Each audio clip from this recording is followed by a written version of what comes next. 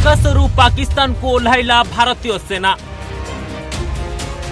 जवान को हाथ में रही ऑटोमेटिक मेसिन गन। नदी में ओह्लाइला परे पीओके भीतर को माड़ीगला सेना।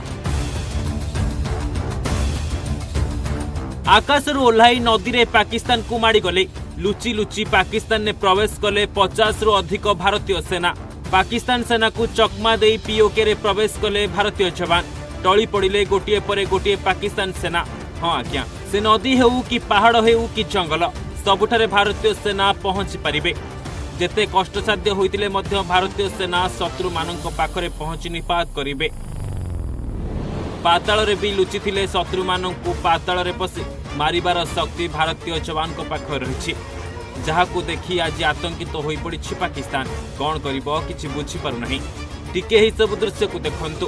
पाकिस्तान ने केमिति ओह्लाउछंती भारतीय जवान। पाराशूट साहाय्य पाकिस्तान ने ओह्लाई पीओके भीतर को माड़ी जाउछंती। ए वीडियो एबे पाकिस्तान ने चहल पकाई दैछि। पाकिस्तान सेना हेडक्वार्टर रे एबे वीडियो को नै चर्चा।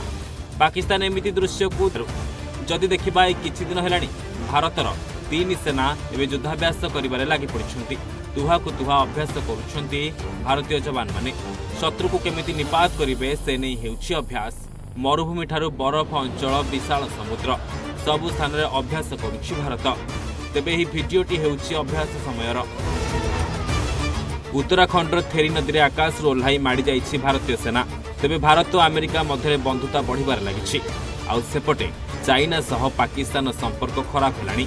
चाइना पाकिस्तान हाथ छाड़िबा उपरे एहारे भितरे पीओके उपरे भारत करिपारे बड़ धरणर आक्रमण।